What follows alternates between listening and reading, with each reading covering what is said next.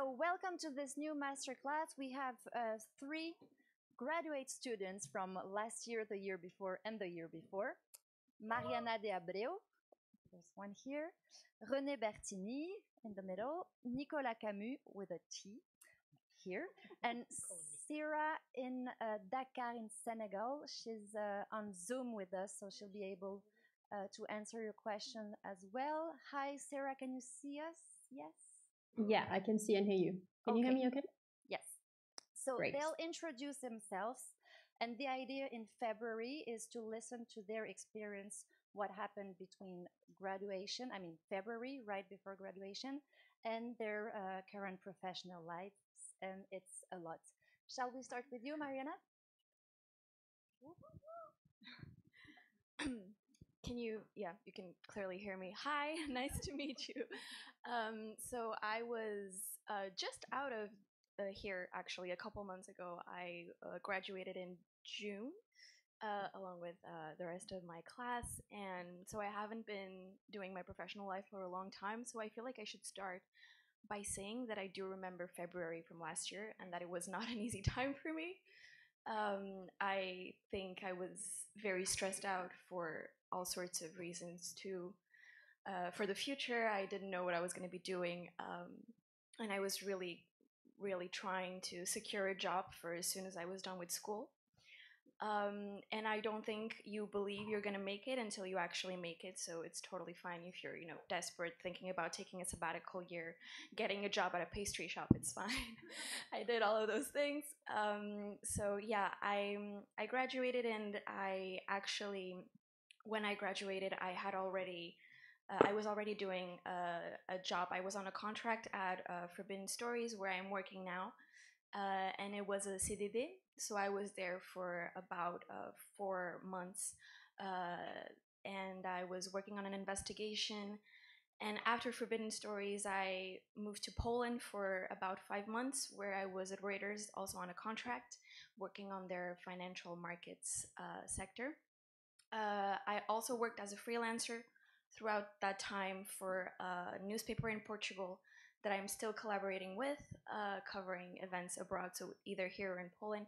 And now I'm back in Paris since the beginning of the year, and I am back at Forbidden Stories, and I'll be happy to answer any questions you might have about either Reuters or working as a freelancer or working at Forbidden Stories to the best of my ability, of course. And I don't know if I should. Maybe we can switch to yeah. Can you hear us? Yes? Yeah, I can hear you. Yeah. So for me, it's been a bit longer that I graduated. I was in a class between 2017 and 2019, so it's been a few years. But I still remember the time pretty well. I was also on a contract when I finished the program. I was working with Arte, but it was a CDD just for a couple of months, so I also didn't really know what would come after. And to be honest, it took me a couple of months to figure out what my next step would be. I took some time to go to Madagascar on a reporting grant for a couple of months, and then just applied to a bunch of different jobs. But I was very picky, and I didn't.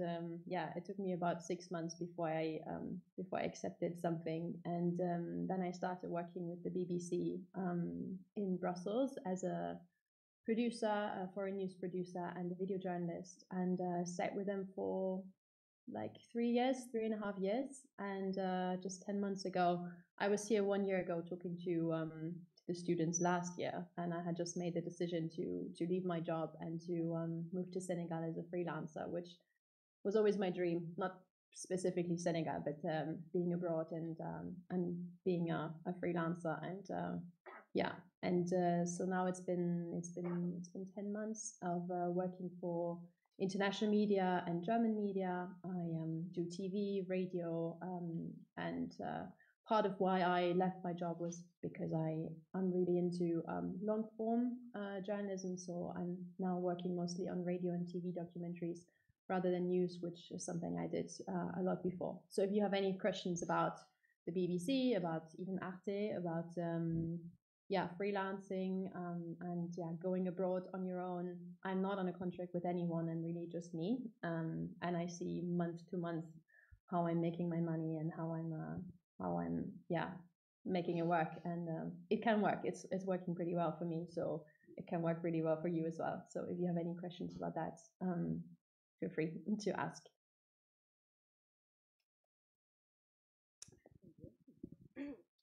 Hi, I'm Renee. I graduated in June 2022, so it's been a year now since my graduation, more or less. Yep. Right after graduation, I was a bit lost, as is often the case, but I found a great internship at CNN, so I was there for 4 months and kind of did the whole breaking news, very, very much in the moment experience, where it was very, very intense for these 4 months. It was very interesting for me. It wasn't necessarily what I preferred the most in journalism, but I'm really glad I did it. And after that, I started working pretty much straight after for Enter, which is a pan-European media on social media, which is kind of managed by France 24 and DW in Germany. At the same time, soon after that, I actually won a reporting grant to go to Argentina. So I kind of stopped that for a bit, did the Argentina thing, then came back. And now I'm back at Enter. And at the same time, I'm working on my first documentary. So a lot of stuff to balance, but having a good time so far, maybe a bit overworked. So yeah, if you have any questions about working with social media journalism or new formats, or even like how to pitch a documentary project and dealing with production companies and that sort of thing, I'm happy to answer. Hello, my name is Nicolas. I'm the breaking news reporter at Politico. So I'm based in Brussels, but I was in Paris for the day, so I thought I'd come by and say hello. I graduated at the same time as Renee, and I remember very well what it was like to be in your shoes in February, just before graduation. I remember it being a very stressful time. I had an internship lined up at that point with AFP in Geneva, and I was also preparing the bourse, which, as I'm sure you're very well aware of, is quite stressful. And yeah, I know. And I guess my main lesson from doing that, I was one of the finalists, but I didn't win one of the CDD. But I was still able to work for AFP afterwards. I worked for one of their sub-companies in Paris first, and then I had 2 short-term contracts in Lyon and in Rennes. And then at some point, I decided that I wanted to come back to writing in English, because I was writing in French for AFP, and I wanted to be in a more international environment. So when a position opened up at Politico, I jumped on it, and I've been there ever since. So I'm happy to answer any questions you might have about, the wires, what it's like. I've been at the news desk for a little over a year now, which has it has plus sides, but also downsides. So I'm happy to walk you through that. And yeah, just answer any questions you might have.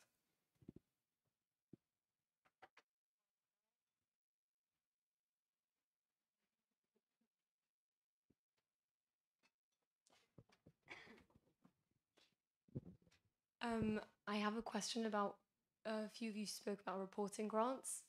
How do you apply for a reporting grant, and how did you get them? I feel like you probably have more experience with reporting grants and that kind of thing. Yeah, I only have one, but maybe you can start. Yeah, sure. I've had a few, but most of them were specific to German applicants. So I'm from Germany originally, so I'm not sure how relevant that is for you. I haven't actually, since I gone freelance, I haven't actually applied to any reporting grants yet. Been able to kind of finance my trips and my reporting with the newsrooms directly. So yeah, I guess they're often like there are plenty for like for women specifically, or photographers, or for people covering a specific region or a specific beat. For me, it was something specifically for German journalists. So I guess also look in your home country what kind of grants they offer there, because they're often easier to get than the big international ones. And also don't be discouraged if right now you don't get them, because as you may have followed, a lot of journalists have been laid off recently, and I think the competition is much, much higher at the moment than it would normally be, especially for these reporting grants, because a lot of people have gone freelance who otherwise wouldn't be applying to these grants. So I think always worth trying, but try to find something that is maybe a bit more niche, because that might be easier to get, especially if you're starting off. Yeah, I agree. Also, I feel like definitely there's so many grants out there. A lot of them are more competitive because it's kind of the bigger grants. It's good to go and kind of pick out the more niche ones, as she was saying. And for example, the one that I did with my colleague was from a university in Texas, which is not where I would look first. So, you kind of, I would suggest just trying making a list, which as many grants as you can find, see which ones are more specific or cater more to you, and then kind of build around that. And then the practical process of that is building, a good portfolio that shows your project really well. I mean, the one we were doing specifically, we had to pitch the project before we went. It's often like that. And then make sure that the project you are pitching matches the funds that they are able to give you as well. That's super important, because then they might approve, this super ambitious project, but it might not be enough money to actually cover that. So make sure you pitch realistic stuff and you're able to back up what you're pitching. That's for anything really, not only grants, but for reporting grants where you're only solely relying on those funds, it's really, really important. Other than that, I think that's all the practical advice I have.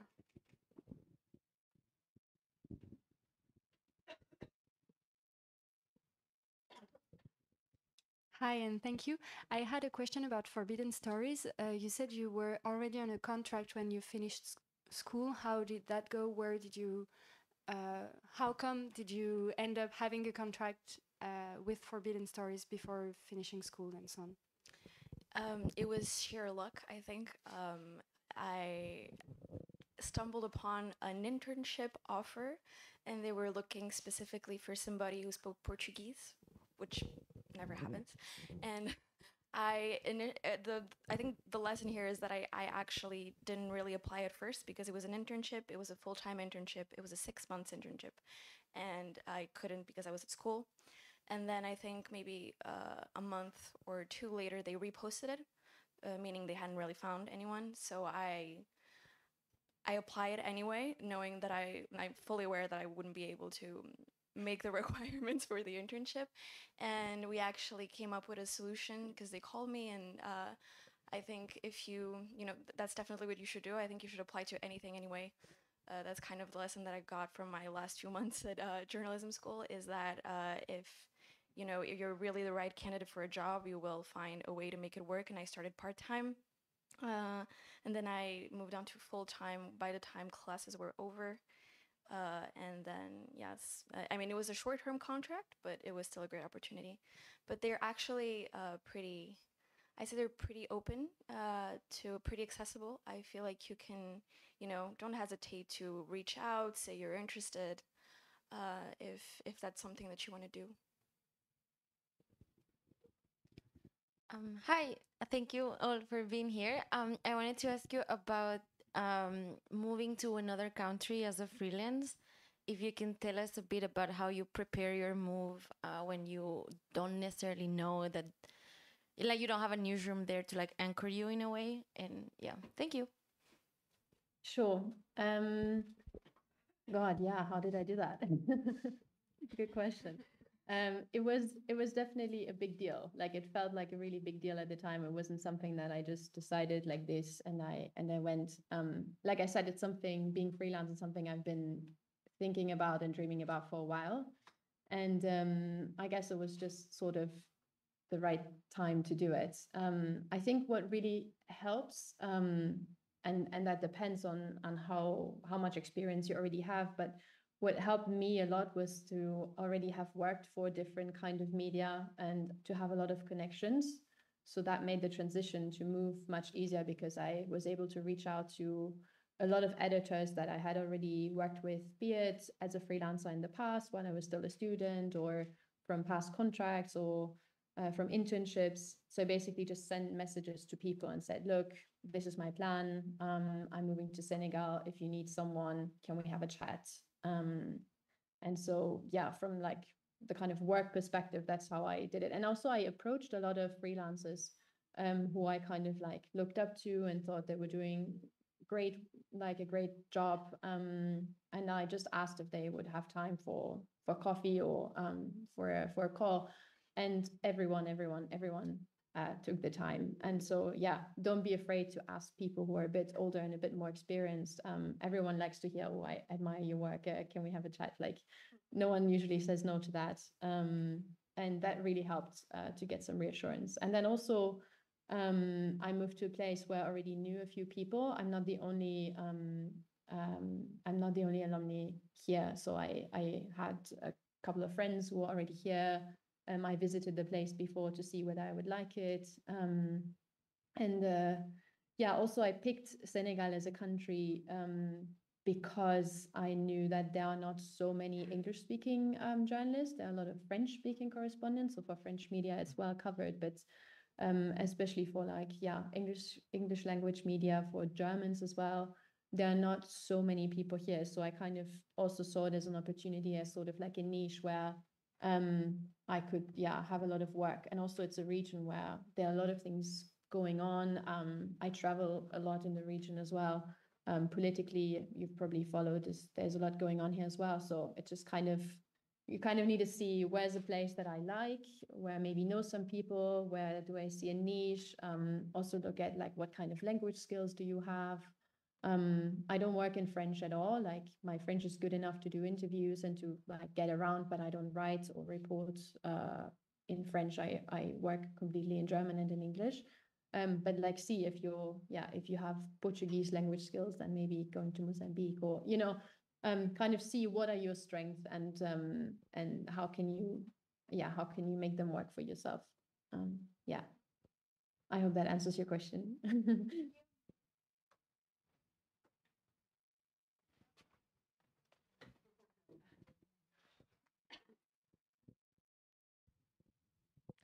So I had another question about forbidden stories. Sorry, it's very specific. But I was curious about the kind of work that you did there, because I know from what I understood about forbidden stories, you're taking on projects that are already started, or sometimes you help journalists with their work when they're still able to do it. So what can you tell us about how you work? And I'm guessing it's a bit far from the terrain, from the field. And so I was wondering if that was something that you knew you wanted, or you're appreciating. Do you learn stuff about investigative work? Well, lots of questions in one, but yeah. No, those are some good questions. So when I first arrived, right in the middle of a project. So the project had already been, in place for maybe half a year, and we had half of it to go. So I was needed on very specific tasks, and there was a lot of, because I was hired also for my language skills, there was a lot of translation, a lot of interviews from a distance, because we were working on a project in Brazil. It was a lot of desk research as well. It was also, curiously, a little bit of infiltration, but online, in which the language was needed. So I think the right way to answer your question is that it really depends on what kind of projects you take on. You're correct to think that we often pick up on a lot of stuff, because we only try to pursue the work of journalists that can't. So that always gives you a solid base, gives you a basis for research, and you kind of try to build from there. But you also want to find revelations and find the new elements and the stories that have already been started. About the field, it's true. There's, for now at least, we don't have a lot of field work, although it does happen that you may need to go on the field for, you know, a trip, especially at the beginning of the projects when you're trying to get acquainted with the area that you're going to be working on.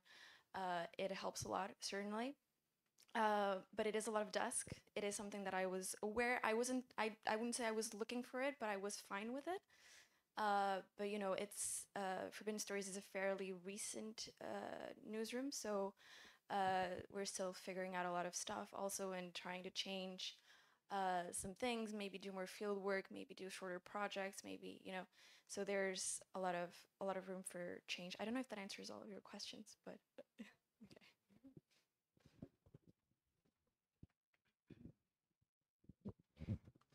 Excuse me for my English. I must improve my English also. My question is for my sister who is in Senegal.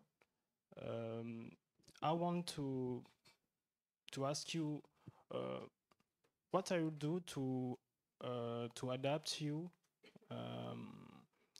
in the treatment of information in Senegal. But the different, I think there is some difference to trade information on France and in Africa. What is the mechanism of your adaptation in France and in Africa on the treatment of information? Yes, my name is Joseph. I'm the winner of bourse. LFI. Je suis vraiment. Moi, je comprends en français. Hein? Ah, ok, d'accord. En tout cas, c'est mieux. C'est Joseph Kaongo. Je suis lauréat de la bourse Ghislain Dupont Claude Verland 2023. Alors justement, je voulais savoir comment tu as pu faire pour t'adapter en termes de traitement, parce qu'on sait qu'il y a quand même certaines différences dans le traitement de l'information quand on est en Afrique et quand on est en France ou encore en Europe, d'autant plus que le Sénégal traverse un moment assez difficile en cette période. Il y a des médias qui sont fermés, bon, il y a Internet qui est coupé par moment, même en ce moment, je crois. Alors, comment tu fais pour t'adapter pour que finalement, que tu ne sois pas poursuivi, par exemple, ou que tu puisses vraiment garder aussi ta liberté en même temps? Voilà. Do you mind if I reply in English? No, it's fine. Is that okay? Cool. Yeah, indeed. It's been a bit tricky working here, especially over the last couple of months. And like you said, the internet was switched off. The mobile internet was switched off, and that wasn't the first time. They repeatedly do it. And I work for France 24 sometimes. I fill in as an English-speaking correspondent, and I work for DW. And yeah, and it is certainly very different from working in Europe. I think it is harder for Senegalese journalists because they're under a lot more like scrutiny from the government than we are as foreign journalists. Also, I feel like since I'm working in English, I'm not being as watched as French-speaking journalists might be. I know from colleagues where the government has gone through their Facebook pages to see what kind of things they have liked in the past and what kind of comments they've made. And yeah, I would say for me, how I adapt is I work a lot with a Senegalese colleague as a freelancer. So I have a recent graduate who I work with that helps me a lot to get access and to kind of navigate the system here. But I must admit, I'm not like a political journalist. I don't follow, like, I don't cover Senegalese news on a day-to-day basis. Like for me, Dakar is really more like a base, and I travel in the region or in the wider region, or I don't know, next month I'm going to Iraq, which has nothing to do with the region I'm covering, but like I'm really just using this a bit as a base, and I do stories from Senegal. But if I'm honest, like most of the stuff I do is like more long form. And if you do a documentary, right now I'm working on a documentary on migration, for example, there's a lot of freedom that you have. Like you're not being stopped on the street with your camera. As long as you're with locals, then it's fine. But yeah, definitely Senegalese colleagues and also French-speaking colleagues in the region have issues also when it comes to applying for visas to get into certain countries in the Sahel. It's become really tricky, especially for people with a French passport. Yeah, but yeah, you need to find a way around it somehow. Yeah, I don't know if that answers your question at all, but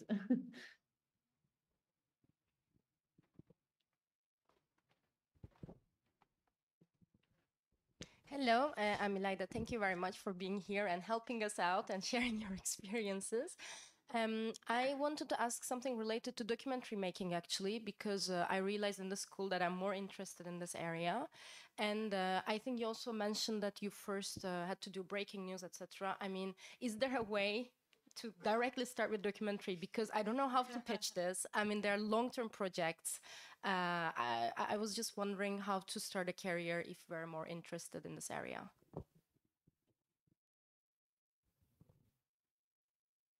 is that for me? Okay. Good question. I'm still figuring out myself how to break into documentaries. I've done plenty of radio documentaries, but like I guess you're asking about TV documentaries, video, right? She's saying yes. She's saying yes. I can't hear. She's saying yes. Yeah, so I guess what really helps these days is because often budgets are very tight, is that you're able to work as a one-person, two-person kind of team, because yeah, you often can't really afford to have a separate camera person and a producer and editor. And so what really helped me working in news before, when I was with the BBC, I was a producer, but I was also a video journalist. So I have a lot of experience filming and editing and just making things kind of happen in journalism. And that really helped me a lot in the way I work now. Yeah, how to break into documentaries. Like I said, there are grants. I know that there's a pretty good program from One World Media for like emerging documentary filmmakers. Right now, I've found a few editors that I can work with well, and I've been helping out on documentaries that are directed by other people for just like several days. And I've done 2 short documentaries myself now for VOA. They have a documentary, Voice of America, they have a documentary series called 52 Documentaries. But I guess my main advice would be to just like learn as many skills as you can, build contacts. Even what was helpful when I was with the BBC, I did a documentary also with them, even though I was in a news role, because sometimes those kind of opportunities come up. But yeah, just you need to be really good and confident at filming and editing and producing, because likely when you start off, you'll have to do all of it yourself.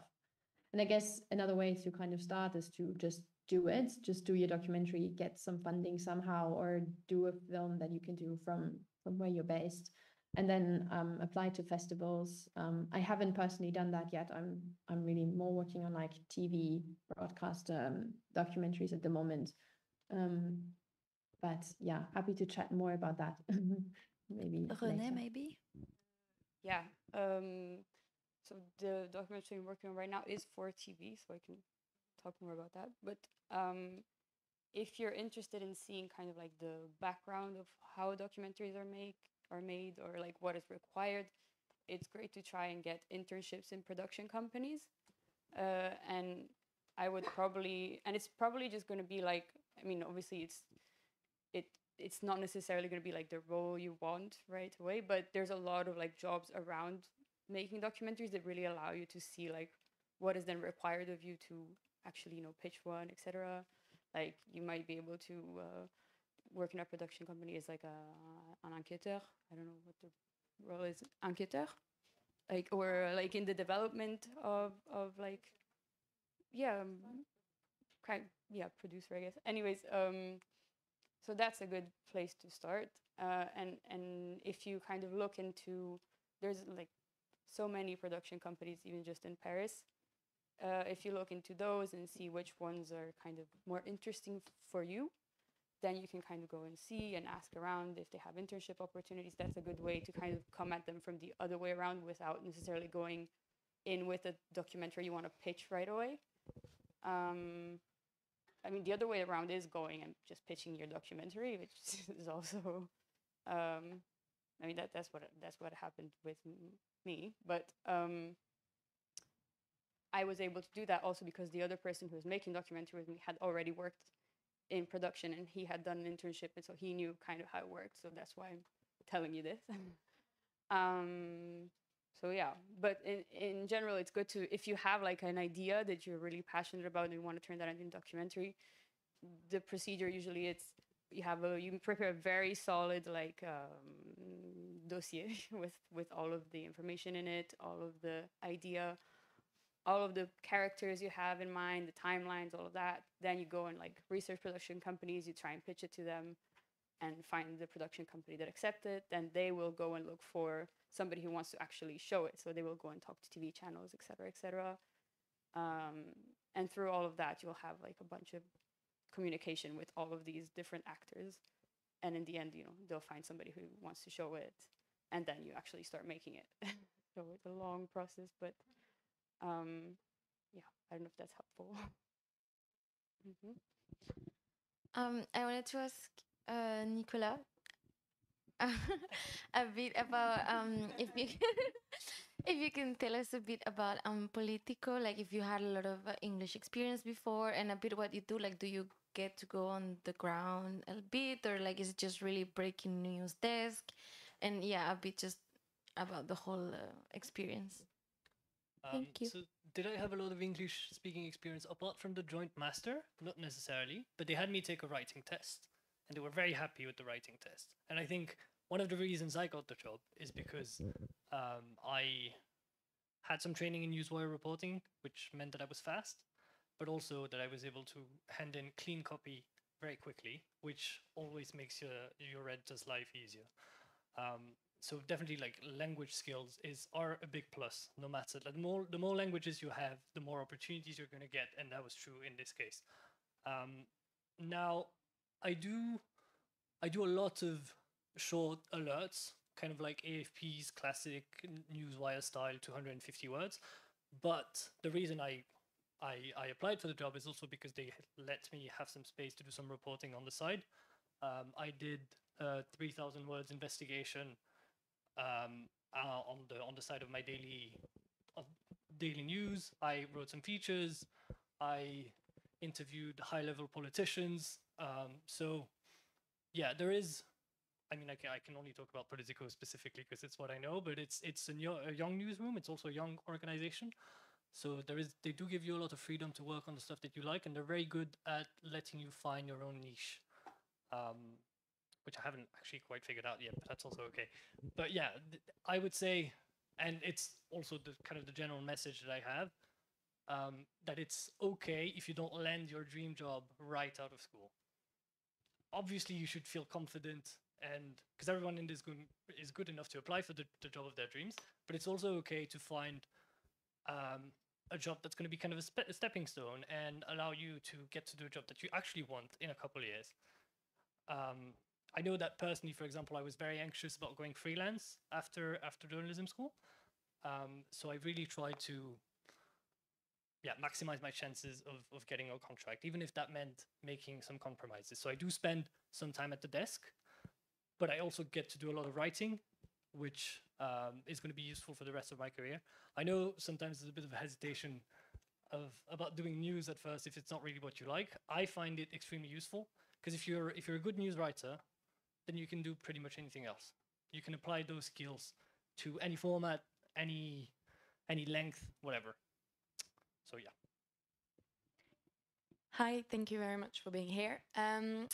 If you could say something to your past self, like what advice would you give it to them? Or if you had like something you wish you would have done more or wish you hadn't done, like, so I feel sometimes we learn from like people's mistakes or no, not mistakes, but you know what I mean. Like, if there's something you wish you would have done more or less, do you have like I don't know, any advice? Yeah, I would tell myself it's gonna be okay, and also maybe I know that going through the bourse was a very it was difficult because there's a lot of competition, and also I mean we had I don't know 50 contestants or something competing for 3 short-term contracts. So when you get very close to that, which was my case, and then you don't get it, it's soul crushing. But then it turned out okay. So just like it's normal, it's a process, it takes a while. I actually turned down 2 jobs to get to where I am today. One was a short-term contract in my hometown in Geneva, and another one was a full-time position at Reuters in Gdansk. So you're going to get opportunities. I was pretty picky about applying to jobs. I only applied to stuff that I actually considered doing. But I would say just apply to as many things as you can. It can be very frustrating not to hear back, but that's okay. It's part of the process. And you're going to find everyone in this room is good, and you're going to find a place. You're going to find we all found everyone in our class found something quickly after graduating, and we were actually all surprised about it, looking at it retrospectively. So it does work out. It's stressful, but it does work out. Yeah, being quite an anxious person, I wish I had told myself more to like take things one at a time and like, you know, don't try to do everything all together because that doesn't work. Although that's kind of what I'm doing now. But also definitely like pace yourself. Again, kind of the same thing. But don't be afraid necessarily of, I mean, kind of what you said, like saying no to things, because you will have more opportunities after. Like, it's not like if you say no to one thing now, you're never going to be able to do it again. I mean, obviously at the start, you want to be very open to what comes your way and you don't want to waste any opportunity. But sometimes it's also important to balance that and to be make sure that you can do what you're already doing well. I feel like that's more important than doing 1,000 things and not necessarily give them the importance that they need or they deserve. So yeah, maybe that. So I agree with the it's gonna be okay thing, definitely. I'd say, and this is, I think, especially for the women in here, but it's a valid advice for everyone. I definitely think you should try to apply to as many positions as possible, even if you know you were gonna doubt yourself. And it's good that you doubt yourself. It's good that you try to be realistic, but I also think that you shouldn't refrain from applying to as many things you're passionate about as possible. Also, maybe don't lose sight of everything else in your life. I think people in this area tend to be very passionate, very focused, very work-oriented, and that's great, but I think you also need to remember that, you know, maybe the dream job that you think is going to be like the best thing you're ever going to get might not be your dream job in the end. Maybe you're going to discover a lot of new things. Maybe you're really skeptical about taking a position, and maybe actually turns out it's a really great experience for you. So try to keep an open mind to anything that might happen, and you know, life can really push you in any sort of direction. Yeah, I think that's mostly it. Sarah? Yeah, you mentioned all some really good points already. Yeah, if I could go back, I would tell myself to chill out, to not stress so much, and to just enjoy the ride a bit more. Like, enjoy the last couple of months in Paris. Enjoy, like, maybe take some time off after your master's. Now also, when I did the big switch from the BBC to going freelance, I went straight. I moved straight. I started working a week later. And I'm like, damn, why didn't I take half a year to travel and just enjoy myself? Because I was so anxious that maybe I wouldn't find work and maybe it wouldn't work out, but it always does. So yeah, just try to enjoy your life as well, and enjoy the ride. Like, it's always so easy to say, but yeah, I think that would be my main advice. It's been said already, but I think if I had to do it again, I would take a break. I didn't stop at all. I went straight from like doing the Grand Tour. I was doing an internship for AFP, and then I started working immediately. And I moved, I think, 5 times over the past year and a half, because I had postings that were in other cities in France for a very short period of time. And looking back, it's exhausting. I think I took maybe like 2 weeks off before starting the job in Brussels, but I never really had that break. So if you get the chance, if your finances allow you to do that, also obviously, because that's something you have to take into account, it's okay to take a little break and to celebrate what you've achieved, celebrate your degree, and then get into the job market, because the job market is still gonna be there even if you go and travel to South America for 3 weeks. You're not going to miss out on anything huge. And if you are, you can still apply. That's what the internet is for, and that's okay. It's at the back. I have 2 questions, one being really random, but do you guys actually use your PSYA degree? Like, is it actually useful? Sorry, but I just feel like, I don't know, is it useful? Real question. And then the second one is like, how easy do you find it to pivot from like news to documentary or from different medium? Like, do you find it better to specialize and be like, okay, I'm going to do written press and I'm only going to do that? Or is it easy to actually be like, I want to be multimedia journalist and do different things? I feel like I'm not sure how that is going to roll in the job market. So that's what I'm asking. I do use my PSYA degree. I think it was actually a big asset for me being able to show that I had a policy degree, and then Politico also has policy reporters. So if you can show that you have a degree of experience in a specific policy area, it's very valuable, and it's something that we pay a lot of attention to. So yes, for sure, definitely. And then pivoting, that's actually a question that I ask myself a lot, because we used to do a lot of video here at the school, and now I'm exclusively doing written. I think the more tools you have, the better. Obviously, maybe you guys are in a better position to talk about this than I am, but I really found my niche, which is I'm not just doing writing, I'm doing news writing, and I'm becoming more and more used to that. And I think, yeah, there's always going to be, but there's nothing stopping me from going back to video in a few years, because we've been trained for that. And by the end of the degree, I think everyone kind of felt comfortable in video, written, and radio. So the more tools you have, the better. And then you can just switch from one to the other. Because I don't know where I'm going to be in 5 years, for example. Maybe I'll want to do video again, and then I'll be able to. But and it's also quite easy because I've switched languages also, and you'd be surprised how quickly you adapt. And I guess it would be the same medium-wise.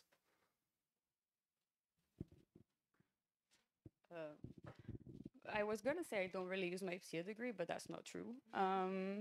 Because working for a pan-European media, you do have a lot to do with European institutions, and knowing how to navigate that is really helpful, actually.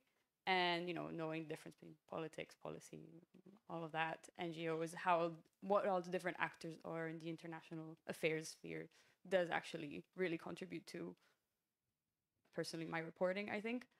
I am it's very difficult for me to pick a media format. So I love all media formats. I am definitely right now, since I'm working both in social media and documentary, which is arguably like two very opposite things. I think it is possible to jump from one format to another. I mean, I don't find it necessarily incompatible. It's fun to try out different things and see what you like best. And I also think it's an interesting mental exercise to do two completely opposite things kind of in the same time frame, and learn to think around that. For the reporting grant thing, we did a fully written thing with pictures, so that another media.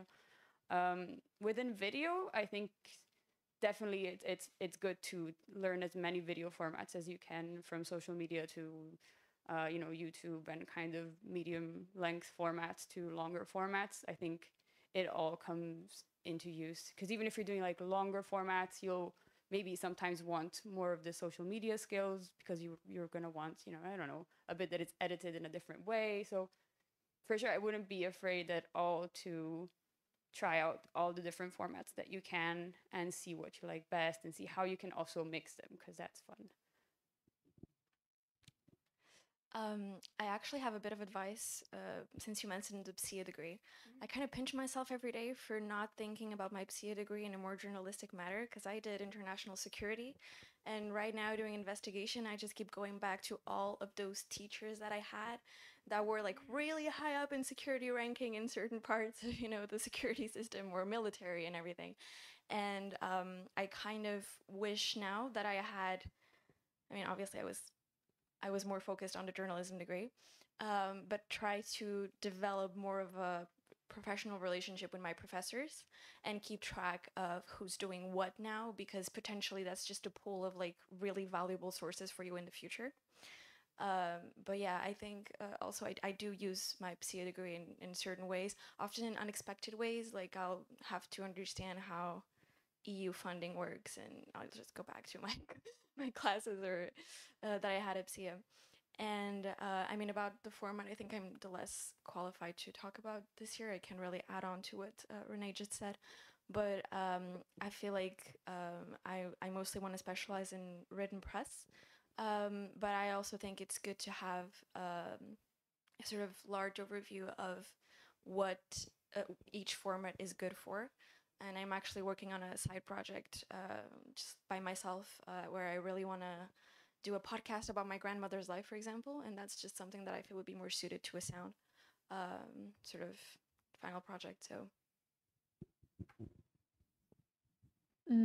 Yeah, so in terms of the formats, I've always really loved to do all the different formats. And so when I finished my degree, I was specifically also looking for a job that would allow me to do as much of like different things as I could. And so for my job with the BBC, it was super useful that that we learned how to do everything, because every time I was deployed, I would have to come back with a radio report. I would have to come back with a TV report. I would have to write something for the website. I would have to adapt something for social media, digital video. So all of these are very different, and I got to use all the skills that we learned in journalism school. And so for me, that was very useful. And especially now as a freelancer, like making it work financially as well. I guess at the heart of everything is the reporting. Like if that's what you want to do, if you want to be a reporter, like the reporting is the skill you need to learn. Like you really need to be a good reporter. But then it doesn't really matter whether you report, and I sometimes report a story and I turn it into a radio documentary for someone, and I write up a piece for an American newspaper, and then I do a TV report, and then like the reporting is at the heart of it, and that's what you need to be really good at. And then I think you can really adapt for different needs and formats, and you have all the skills because you've been studying them for 2 years. And for the PSIA degree, I also, maybe I'm using it more than I think. I'm not really actively using it much, but here now, of course, it helps me to understand the context a bit better. And I'm also working a lot with NGOs to gain access to certain regions and certain stories and things like that. But I think also what's really useful, not just the professors, but also stay in touch with your PSIA colleagues, like your friends that you made in your PSIA classes, because they will end up in really high ranking positions, and they will if you plan to travel and to live abroad, like I've met so many people here that are now my friends and colleagues and everything who've done PSIA, and it's a very nice way to make friends professionally, but also for your personal lives. And also, I guess it's always in journalism, you know, for me, I see my PSIA degree as sort of like a safety net in a way. Like the moment I decide, okay, look, this has been fun, but I need something more stable, or I need, I just need the 9-to-5 job now. I feel like having the PSIA degree is really going to help you to find a different job in a different area, if ever you feel like you want that.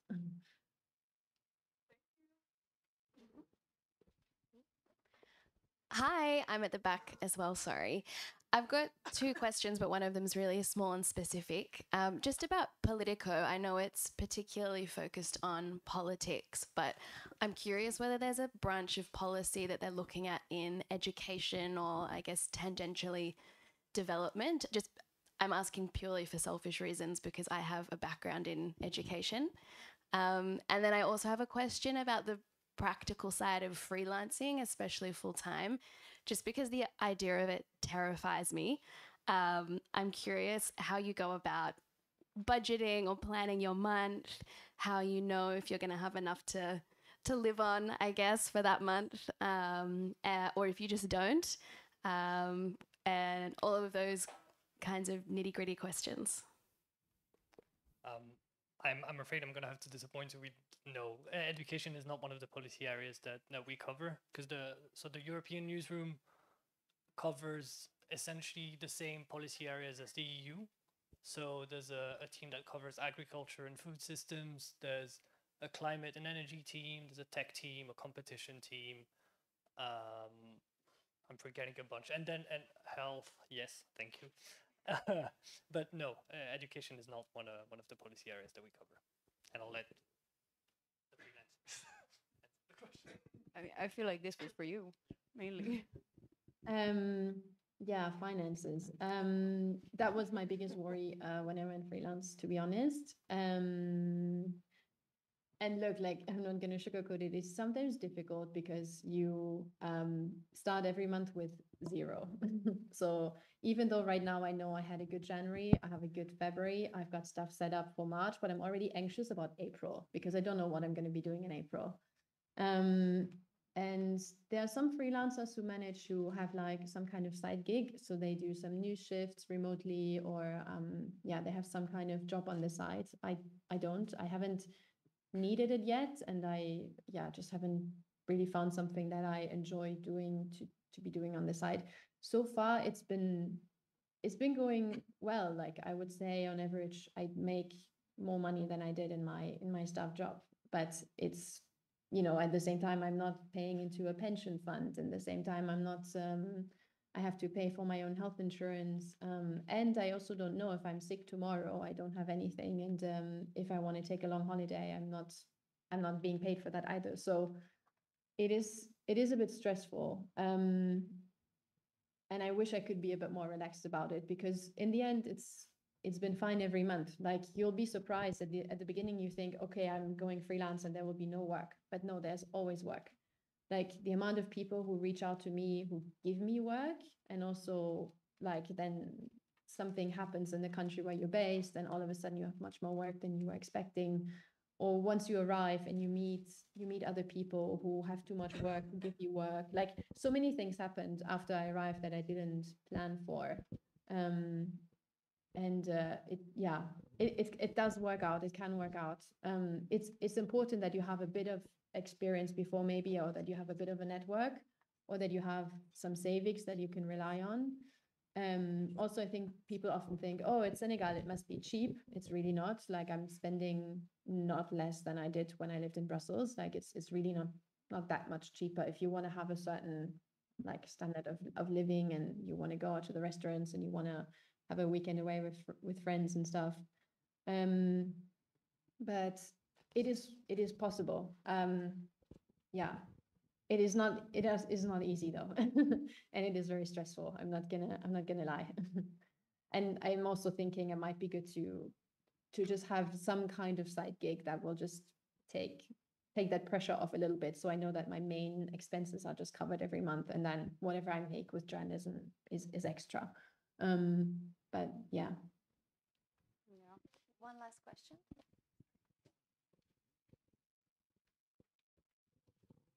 So actually I had two questions. The first one was just clarification for Sira, because you talked about side gigs, and I didn't really understand what type of side gigs your colleagues, for example, were doing. So is it journalism related, or is it, I don't know, being a barman because they love doing cocktails or stuff like that?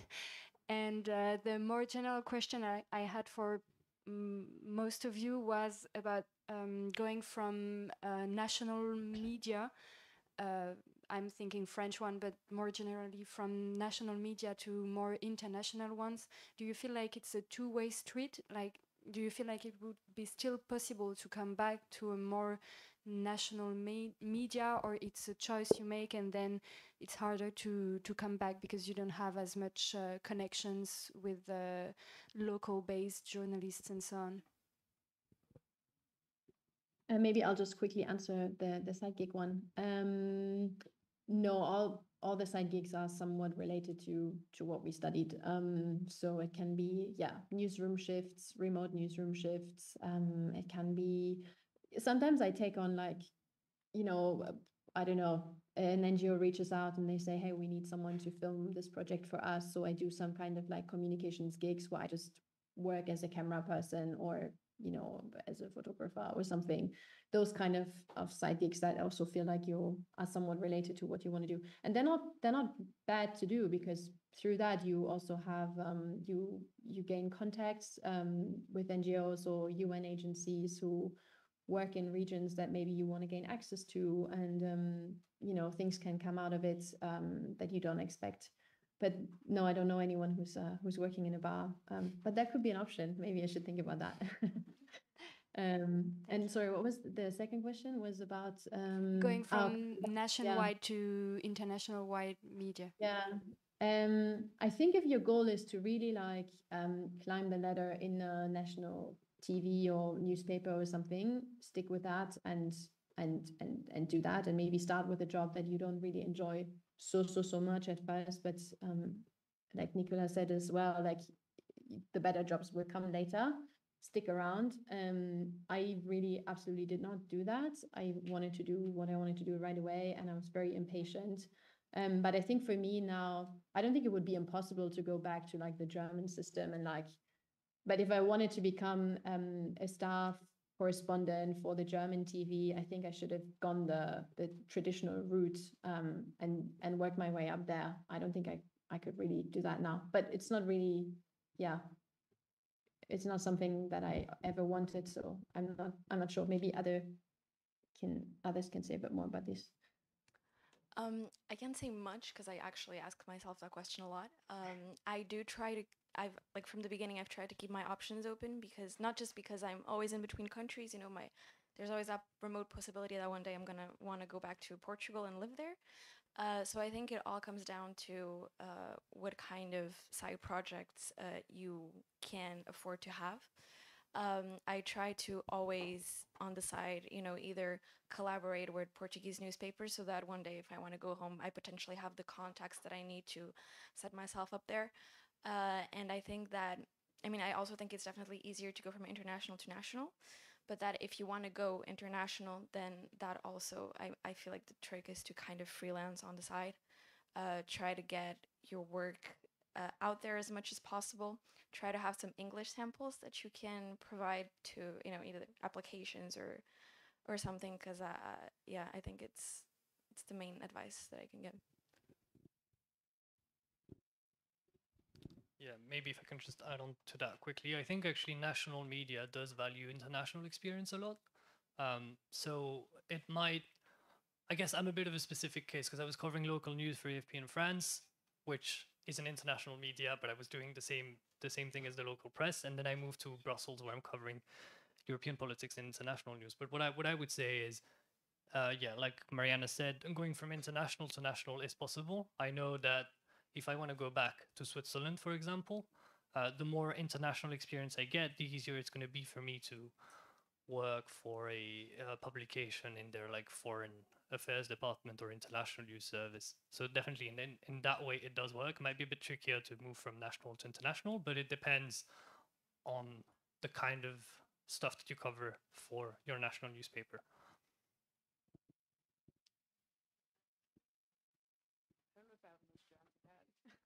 Thank you so much.